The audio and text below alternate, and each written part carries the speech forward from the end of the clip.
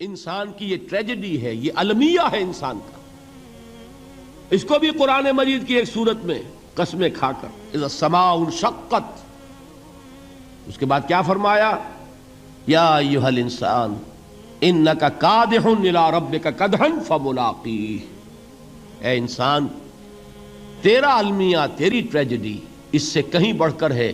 تجھے صدمے پر صدمے جھیلتے ہوئے، مشقت پر مشقت برداشت کرتے ہوئے ایک روز اپنے رب کے حضور میں بھی کھڑا ہونا ہے، جواب دہی بھی کرنی ہے.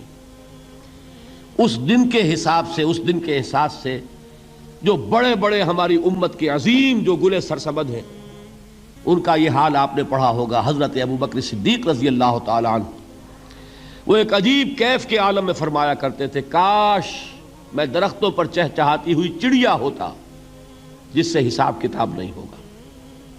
کاش کہ میں گھاس کا تنکا ہوتا جو آج ہے اور کل آگ میں جلا دیا جاتا ہے، ختم ہو جاتا، اس سے محاسبہ کوئی نہیں.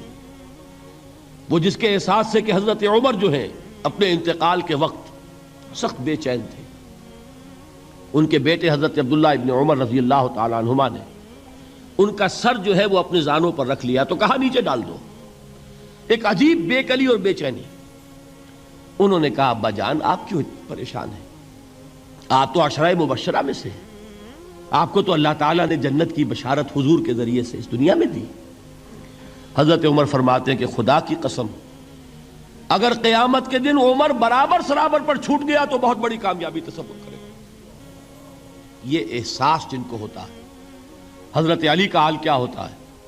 ابھی جو آپ نے حافظ صاحب سے سنا، یہ حضرت علی کا معاملہ ہے کہ ایک تیر پیوست ہو گیا تھا، کسی طرح نکل نہیں رہا تھا. حضرت علی نے فرمایا کہ اچھا چھوڑو مجھے، میں نماز کی نیت باندھتا ہوں. نماز کی نیت پڑھتے تھے تو لرزتے تھے، کانپتے تھے.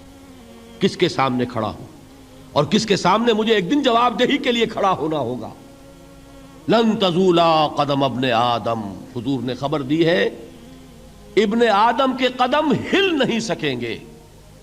جیسے مجرم کھڑا ہوتا ہے کٹہرے کے اندر، اس کٹہرے میں سے ہل نہیں سکو گے حتی یسأل عن خمس، جب تک کہ 5 چیزوں کا حساب نہ لے لیا جائے.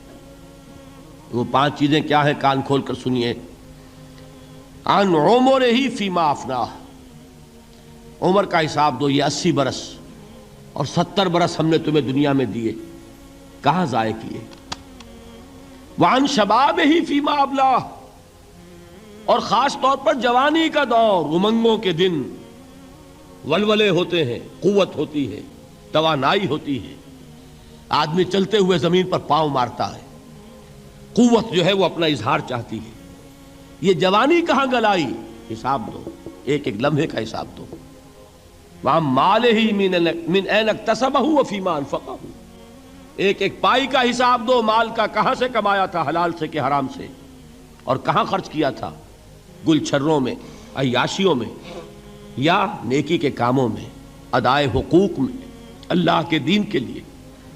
4 سوال ہو گئے. 2 زندگی کے بارے میں، ایک زندگی پوری بحیثیت مجموعی کہاں کس کام میں لگائی، اور خاص طور پر شباب کا دور کہاں لگایا. 2 سوال مال کے بارے میں، کمایا کہاں سے، حلال سے کہ حرام سے، جائز سے کہ ناجائز سے، خرچ کہاں کیا. اور آخری سوال وَعَمَّا عَمِلَ فِيمَا عَلِمَ، جو علم حاصل کیا تھا اس میں عمل کتنا کیا. علم کے انبار لگاتے چلے گئے اور عمل کے آغاز کی بھی نوبت نہ آئی. یہ علم جو ہے یہ اس روز سب سے بڑا وبال بن جائے گا انسان. اتنا علم اور عمل کچھ نہیں، بجائے کہ کریڈٹ کا ذریعہ بنے یہ الٹا ڈیبٹ کا کھاتہ بن جائے گا. یہ جواب دہی کا احساس ہے کہ جس کی وجہ سے انسان کی ٹریجڈی جو ہے وہ دوہری ہے. کوئی حیوان اتنے بوجھ تلے نہیں. مشقت کی، محنت کی، اس زندگی میں ختم ہوئے، اس کے بعد کوئی محاسبہ نہیں. اس کو بھی غالب نے خوب کہا ہے کہ اب تو گھبرا کے یہ کہتے ہیں کہ مر جائیں گے، اور مر کے بھی چین نہ پایا تو کدھر جائیں گے.